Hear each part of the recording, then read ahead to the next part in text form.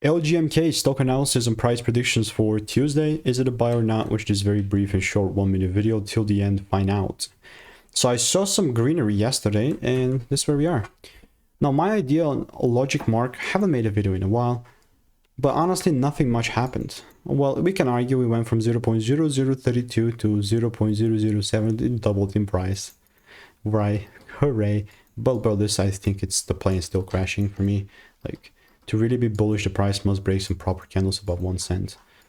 And what am I talking about? This is like such a penny stock, which I genuinely do believe it's about to continue to go down, right? Just my 2 cents and for my discretion. It's not that I'm going to randomly sell, it's just that what's the likelihood that this starts happening? Well, for my 45,000 video track record, more like the night it's about to freaking crash. And I'm not just going to assume stuff, not even trade this. It's just my idea, not financial advice, and it could be 100% wrong. So if you want to stay tuned and get free results, click the first link in the description. We'll continue to keep you updated.